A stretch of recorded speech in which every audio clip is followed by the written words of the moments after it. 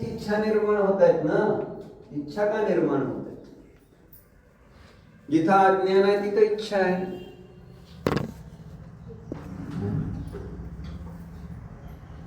आणि मग असं अज्ञान असताना जेव्हा इच्छा उत्पन्न होतात आणि मग त्या इच्छा पूर्ण करण्यासाठी होणारी काय आकुलता, निरंतर आकुलित आहे. शांत कुठं आहे, स्वस्थ कुठं आहे? सतत ती मनातली इच्छा पूर्ण करण्यासाठी काही ना काही करत राहत. मग असा जीव, असा आचार्य म्हणतात, असा जीव मोक्षाला जाण्यासाठीच कारणभूत असणार जे ध्यान, त्या ध्यानामध्ये त्या जीवाला एकाग्रता येणार कुठून?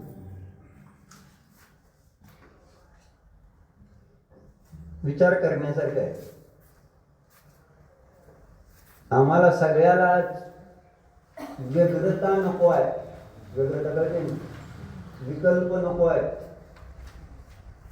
विकल्पाने त्रासलेलो आहे आम्ही सगळे. मग विकल्प कशामुळे आहे? विकल्पांचं कारण काय?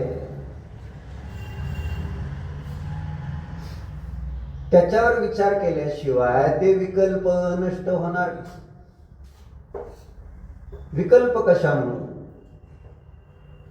मग त्याचं कारण समजेल, इच्छा. म्हणून आपल्याकडे सांगितलं, बाबा जरी श्रावक असला तरी परिमान करा, अनुव्रत धारण करा, भयंकर शांती मिळते त्याद्वारे. पण श्रद्धा ठेवतो कोण? बरोबर आहे का? विश्वास ठेवतो कोण ह्या विषयावर? म्हणून तेच प्रश्न होता ना तुमचा.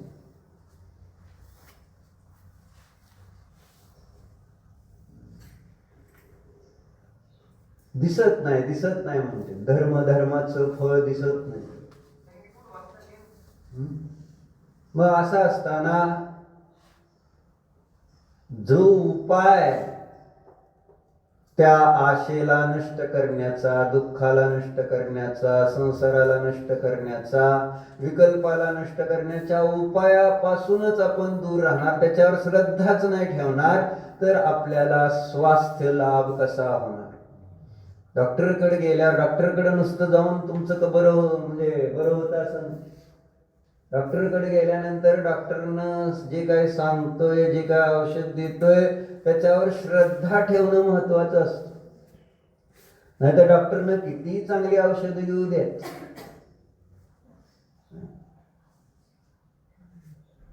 इफेक्ट येतोय का? केव्हा इफेक्ट? काम कोण करत? म्हणून आमचा भाऊ आहे फलटणला, त्याचा एक फॅमिली डॉक्टर आहे बरेच वर्षापासून, म्हणजे 40-30-40 वर्षापासून. साधा डॉक्टर समजा, MBBS असेल जसं असेल. मग ह्याला काय आजार झाला आणि ते डॉक्टर गावात नव्हते, फॅमिली डॉक्टर. दुसऱ्या doctor MD specialist, super specialist कडे गेली, औषध गोळ्या सगळ्या घेतल्या, पण स्वास्थ्य लाभ झाला नाही. कोणाकडे जाऊ? MD सुपर स्पेशालिस्ट कडे गेला, पण बरं वाटलं नाही. मग काही दिवसानंतर ते आले गावावरून, फॅमिली डॉक्टर. त्यांच्याकडे गेली, त्यांनी हात फिरवला,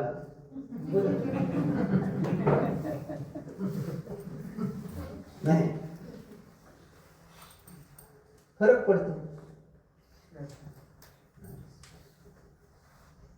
जसं मुलगा आई जवळ गेला, काही त्रास असेल आणि आई मायेनं हात फिरवते, तर त्याचं दुःख किती कमी होतं माहिती तुम्हाला? शारीरिक दुःख असो, कसलंही दुःख असतो, आईची ममता म्हणण्यापेक्षा त्याचं श्रद्धान मातेवर इतकं असतं की त्या, म्हणजे पूर्वीच असेल, आत्ताच माहित नाही मला काय ते. आता कोणावर श्रद्धा नाही? विचार. म्हणजे श्रद्धेनं किती मोठी कामं होतात हे सांगत.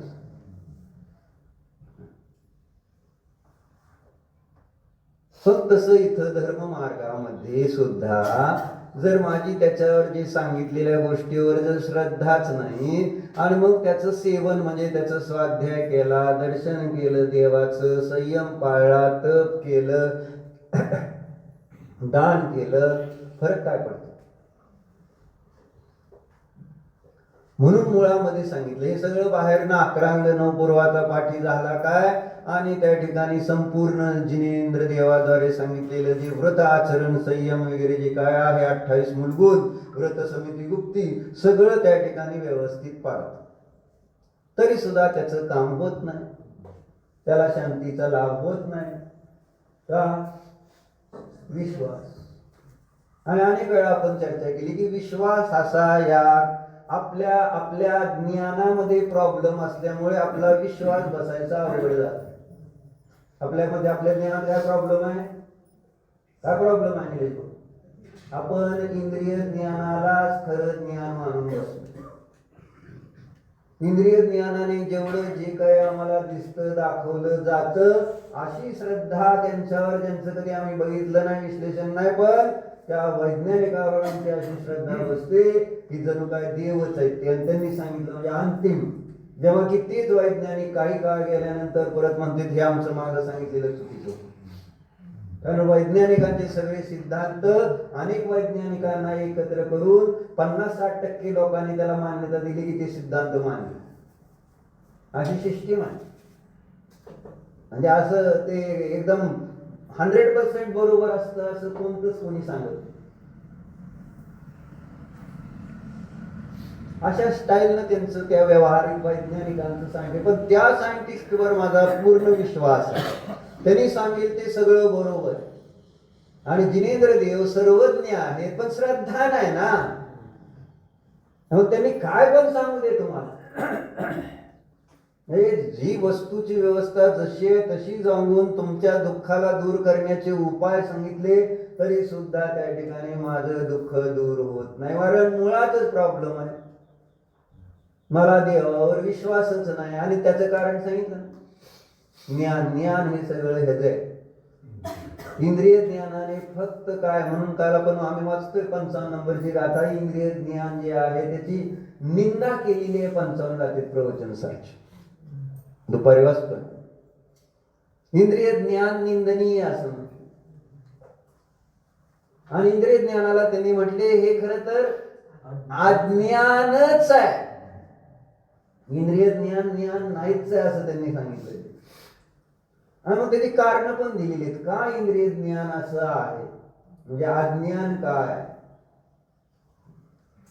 कारण ते जाणताना पण मूर्त वस्तूचा अवलंबन घेत आणि ज्याला जाणतं ते मूर्तच पदार्थ जाणत. अशी दोन काही कारण. डोळे कान तवे कसले आहेत? मूर्तिक आहेत. मूर्तिक बरोबर आहे. दिसणार आहेत ना हे सगळे, अनुभवाला येणार आहेत ना इंद्रियाद्वारे, स्पर्श रसगंध वर्णवाले. आणि त्याच्याद्वारे जे जाणलं जातं ते काय जाणलं जातं माहिती? अमूर्तिक पदार्थ अतींद्रिय पदार्थ जाणले जातच नाही, योग्यताच नाही त्या इंद्रियांची.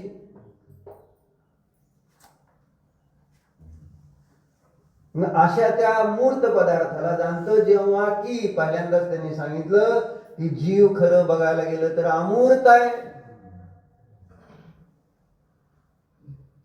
जीव कसा आहे? विश्वास कसा बसणार? म्हणजे जीव अमूर्त असताना मूर्त शरीराला प्राप्त होऊन मूर्त इंद्रियांच्या द्वारे मूर्त पदार्थाला अवघ्र आदीद्वारे कधी जाणतो आणि कधी जाणत नाही असं सांगतो. अशी परिस्थिती आहे. आणि तरी सुद्धा त्या इंद्रिय ज्ञानावर माझी श्रद्धा आहे. कोणावर श्रद्धा आहे? इंद्रिय ज्ञानाने दाखवल्या जाणाऱ्या पदार्थांवर इतकी श्रद्धा, इतकी मूढता आमच्याजवळ. आणि ती मूढता मला मान्य नाही. आम्हाला इतका विश्वास आहे या इंद्रिय ज्ञान आणि इंद्रिय ज्ञानाने दाखवल्या वस्तूंवर मग त्यानंतर त्याच्याशिवाय दुसरं काय जे सांगितलं जाईल, अतिंद्रिय ज्ञान, अतिंद्रिय आहे ना, सुख वगैरे जे काही सांगितलं जातं त्याच्यावर आम्ही कुठल्याही पद्धतीने श्रद्धा ठेवायला तयार नाही. आणि अडचण ही आहे की तुम्हाला आता शास्त्र पण जे अतिंद्रिय ज्ञानाचं सांगायचं ते इंद्रिय ज्ञानाचं अवलंबन घेऊनच सांगावं लागतंय, आणि तुम्ही ऐकताय ते इंद्रिय ज्ञानाचंच अवलंबन घेऊन ऐकताय. मग कसं तुम्हाला फरक पडणार की बाबा हे सांगितलेलं बरोबर आहे, हेच उपाय केले पाहिजेत? निलेश भाऊ, अडचण ही आहे कळलं संसारी लोकांच्या. पण हातबल होतो. कोण हातबल होतं? ज्ञानी लोक. देव, गुरु, धर्म तुमच्या समोर हातबल होते. कारण तुम्ही असे पेटलेले असता, हे म्हणजे आम्हाला जे प्रत्यक्ष दिसलंय तेच बरोबर. म्हणजे आपण आपल्याला आम्हाला ती किती वेळा गोष्ट सांगितली, बच्छरे का अंडे का काय आम्हा सांगतात की कसले. एका राणीकडे ते नोकर होता बहुसट, आणि त्या राणीने एकदा त्याला सांगितलं जरा बाजारातून 2 घोडे घेऊन ये. काय मग ती गेला, जाताना निघाला, पैसे घेतले सगळं, जाताना 2 ठग भेटले. ठग तर सगळे इथं आजूबाजूला बसलेलेच आहे ठगवायला, कारण ठगणारे लोक असल्यानंतर ठगवले जाणारच की. जसं परिग्रह जवळ ठेवणार तर चोर नाही ना, गोळाला मुंगळे चिटकते, तसं तुम्ही परिग्रह जवळ ठेवणार, चोर येणारच नाही तुमच्याजवळ. तुम्हाला चोराची भीती असते नसते पाहुणे? गळ्यात मध्ये माळ घालून आणि हिन तीन सगळं जर इकडं तिकडं, त्याला निरंतर भय आहे. निराकुलता असेल का त्याला?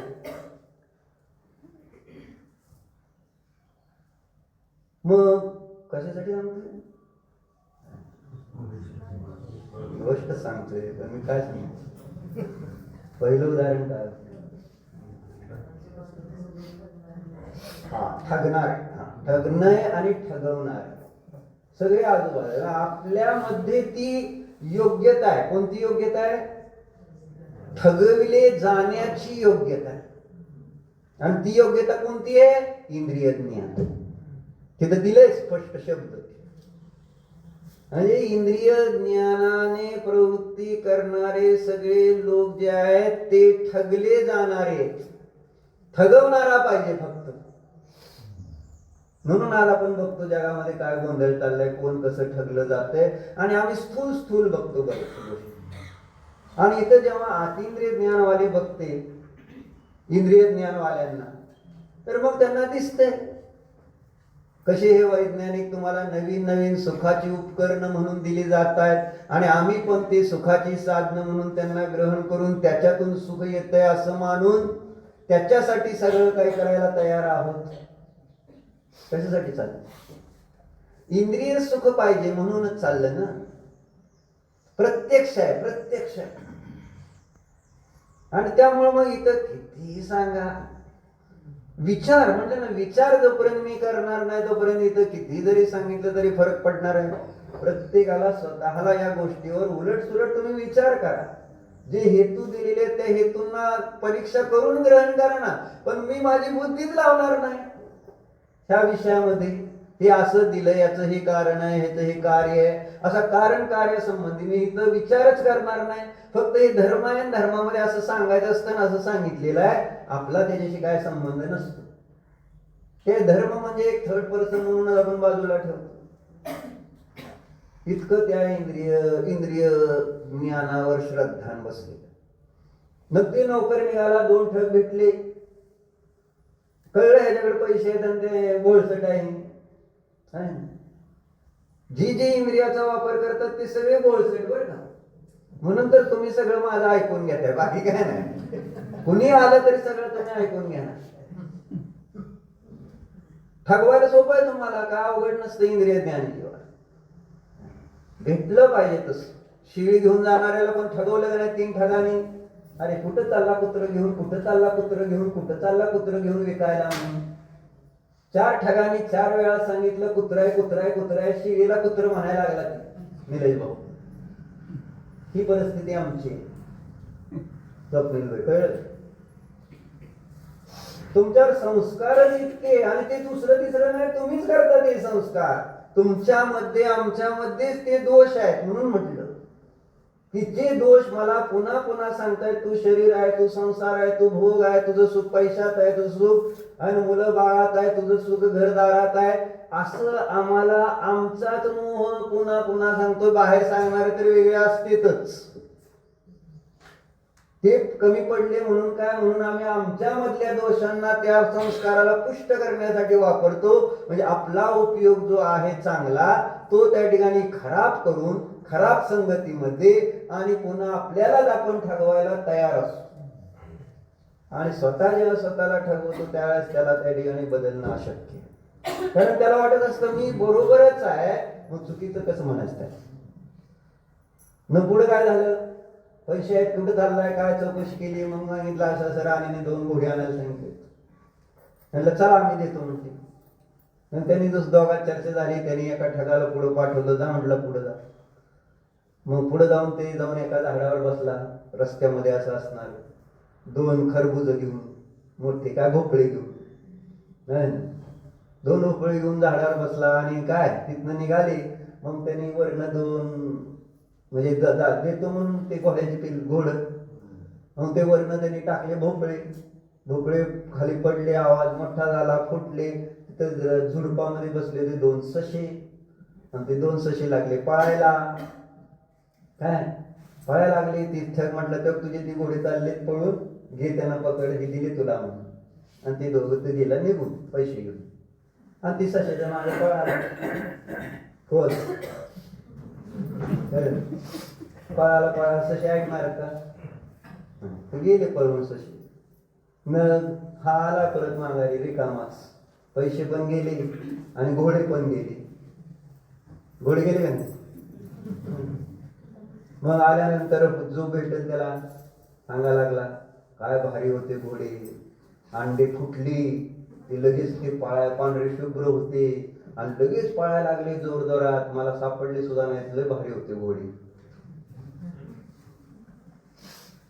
अरे मग काय सांगितलंय, तुमच्यासारखे हुशार मिळेल भाऊ, अंडे घोड्याचे अंडे असतात का,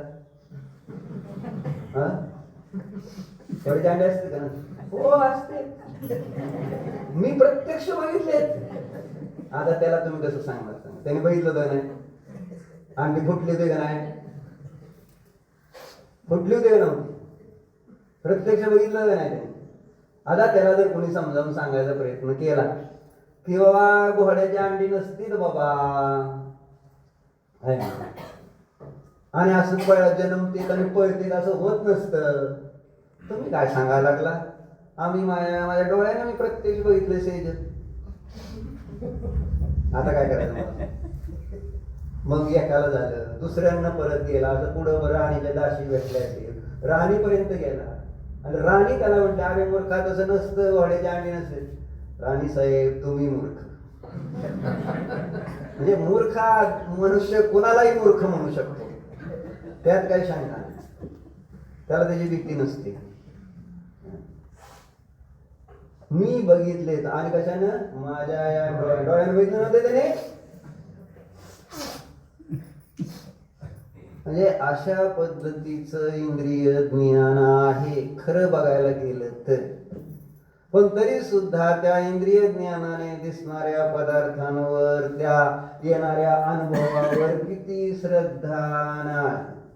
म्हणून वेगवेगळ्या पद्धतीने आचार्याने समजावून सांगायचा प्रयत्न केला, बाबा जीव कसा आहे, स्वभावता कसा आहे, ही इंद्रिय ज्ञान काय, इंद्रिय सुख काय, अतिंद्रिय ज्ञान काय, अतिंद्रिय सुख काय, हे सगळं त्या ठिकाणी आपल्या समोर ठेवलंय ना. आपण त्याचं वाचन, चिंतन, मनन करून रोजच्या जीवनामध्ये त्याचा विचार करायला पाहिजे की ज्या विचारामुळं आमच्यामध्ये असणारे जे दोष आहेत ते आपल्याला काढून टाकता येतील. प्रयत्न किती आहे, प्रयत्न त्याच्यासाठी प्रयत्न किती.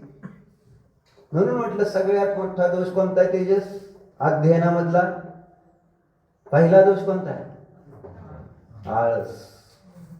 म्हणून म्हटलं काल काय सांगितलं निलेश भाऊ, तुम्ही तर हुशार आहे पण तुम्ही आपलं थोडक्यात मोह म्हणून गप्प बसला. माझा अभिप्राय काय होता तुम्हाला माहित होता, किंवा काय काय म्हणजे काल सामान्य पद्धतीने काय काय विषय झालाय असं जरासं ते पाहिजे होतं, पण तुम्हाला लक्षात नाही, कारण तुम्ही काल वेगळं होता इकडं तिकडं भोजन विजन करण्यामध्ये. आता पाहुणाचार तुम्ही इकडे आल्यानंतर एकदा आता पंढरपूरची जाव आहे ना, पाहुणे पाहुणे पाहुणे सगळे आता तीन तुमचे मेहुणे सगळे पाहुणे पाहुणे करून तुम्हाला असं भ्रष्ट करते बुद्धी तुमची. तुम्हाला लक्षात तर आलं का आपल्याला सांगितलं तर मोह कसं दुःखाचं कारण आहे. दुःख कुठं मोहाचं भाषित तर झालं का तुम्हाला? आठवण होऊन देत नाही जसं लग्नामधलं, जसं त्या बळीचा बकऱ्याला सजवून विजवून मारला जातो, सजवून अगदी वाजवत नेला जातो. त्याला वाटतंय मी किती भारी होत ना. बळीचा बकरा काय लग्नातला चेतन कोण करू द्यायचं नाही त्याला, काही चांगलं आहे का वाईट आहे, चांगलं आहे. सगळे नाचते सगळं वाजवते मुद्दाम, कान डोळे सगळं आंधळण बहिरं करून टाकायचं त्याला. आणि इतक्या लाईटी लावायच्या आणि इतका जोरात डीजे वाजवायचा, त्याला कळलंच नाही पाहिजे नेमकं काय चाललंय. आणि आजकाल तर अजून ब्युटी पार्लर मुळे तर काहीच कळायला तयार, कसली बायको ही सुद्धा कळत. मेकअप उतरल्यावर कळते ही बायको आपलीच आहे का बायको, शंका येते त्यावेळेस वेगळे नाही. बघा तुम्ही फोटो बघा, एक मेकअप केलेला फोटो नाही बिगर मेकअपचा फोटो बघून घे चेतन, लक्षात येईल. कशासाठी चर्चा? म्हणजे इंद्रिय ज्ञानाद्वारे आम्ही त्या ठिकाणी जाणत असताना जे आमच्यामध्ये दोष आहेत ते दोष कुणी दाखवले तर दोष दाखवणाऱ्यालाच दोष देतोय का नाही ते काल सांगत.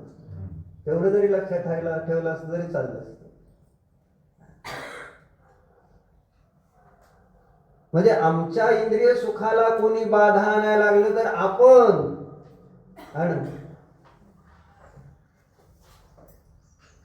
आपण त्याला मारण्यापर्यंत सुद्धा जाऊ शकतो.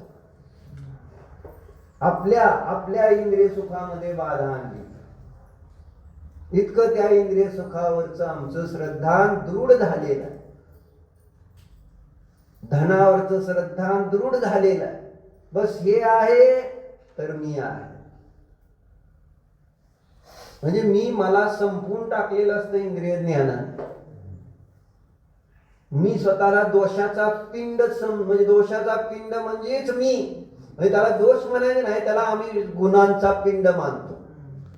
माझ्याजवळ इंद्रिय ज्ञान आहे, हा दोष आहे, आणि त्या दोषाला मी गुण मानलंय. इंद्रिय ज्ञानाला कोणी दोष मानतंय? जेव्हा की सगळ्यात मोठा दोष मिथ्यात्वाचं कारण इंद्रिय ज्ञान आहे. म्हणजे जी विपरीत मान्यता होते शरीर आणि जीव एक आहे, इंद्रिय विषय भोगात सुख आहे, हे कशामुळे होतं? त्या इंद्रिय ज्ञानाचा वापर केला. चष्मा चुकीचा लावल्यानंतर वस्तू चुकीची दिसणार. पिवळा चष्मा लावला तर पिवळं दिसतंय, हिरवा चष्मा लावला तर हिरवं दिसतंय. जर इंद्रिय ज्ञानाचा चष्मा ज्यांनी लावलेला आहे त्याला आत्मा कळतच नाही, कारण त्याचा विषय आत्मा होतच नाही. कारण आत्मा अमूर्त आहे, इंद्रिय ज्ञानाचा विषय मूर्त आहे.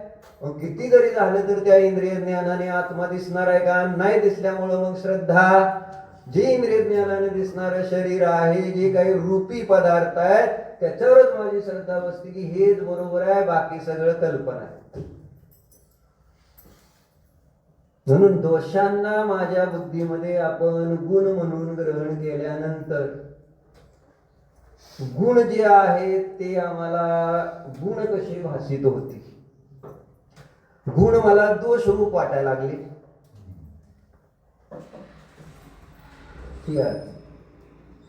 म्हणून इथं सांगितलं की येशाम आशा कुतस्तेषाम मनःशुद्धी शरीरिणाम.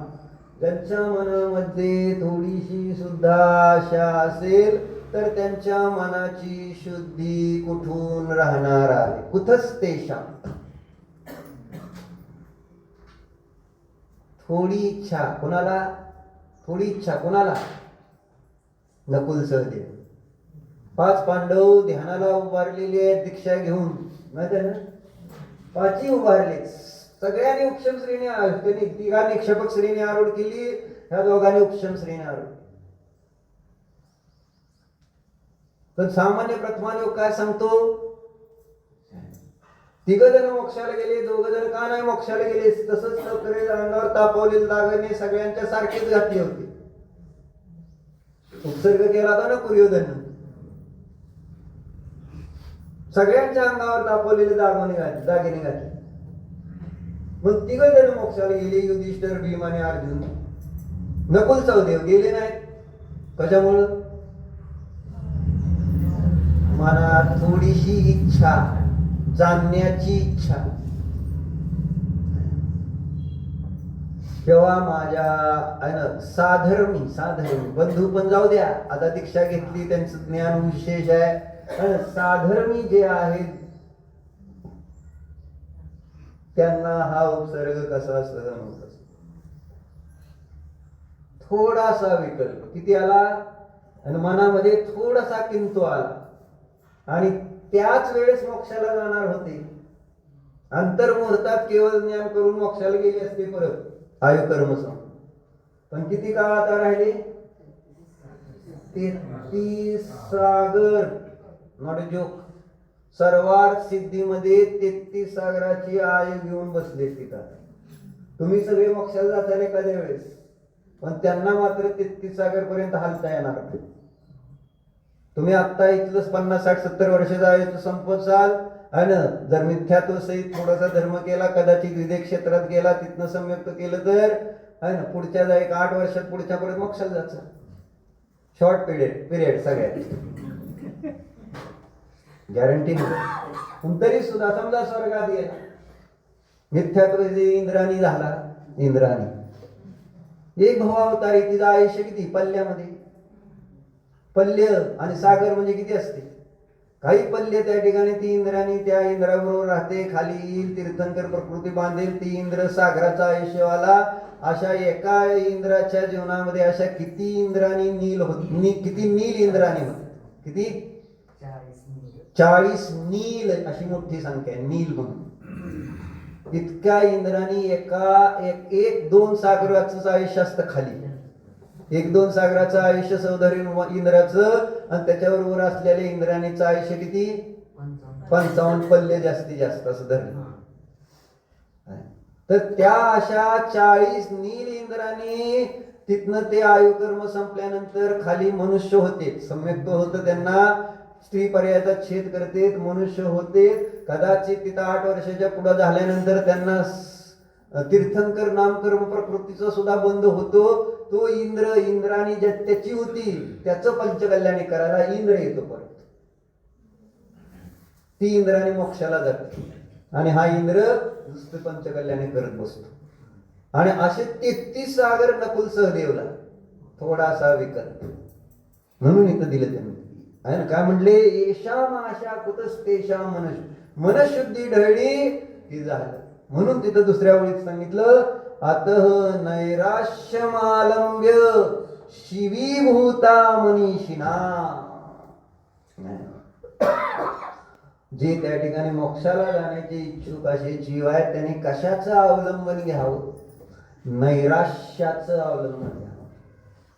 नैराश्याचा अर्थ आपण निराशा म्हणतो, आहे ना, म्हणजे, आणि ते आपल्याला आता आपल्या संसारी जीवांना निराशा म्हणजे बेकार वाटते, जेव्हा की ज्ञानीला नैराश्य हे मोक्षाचं कारण भासित होत. ते नैराश्याचं अवलंबन घेत आहेत मुक्तीसाठी.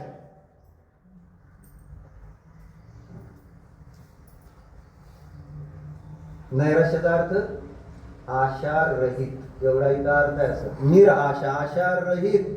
जेव्हा ते आशेला सोडतात ज्ञानी, त्यावेळेस त्यांना त्या ठिकाणी शिवीभूता म्हणतात, त्यांना मुक्तीची प्राप्ती होते.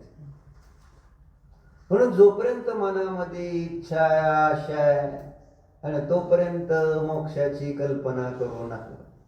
म्हणजे जोपर्यंत आपल्यामध्ये दोष आहेत तोपर्यंत मोक्षाची कल्पना करू नका. म्हणून दोष का दाखवायचे, तर दोष समजून घेऊन दोष काढण्यासाठीचा उपाय केला तर आमच्या पण पर्यायामध्ये मोक्षाची प्राप्ती होऊ शकते.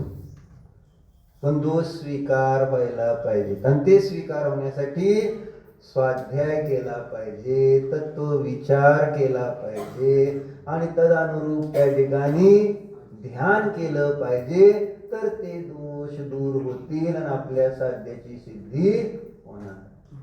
आणि त्याच्यासाठी सत्संगाची गरज आहे. हे सगळं तसं परिणाम राहण्यासाठी सत्संगतीची आवश्यक. असत्संगतीमध्ये काय होणार म्हणजे हिता आल्यानंतर तुम्हाला विचार येते धर्म, बाहेर पडल्यानंतर का नाही येत. गणित साध आहे.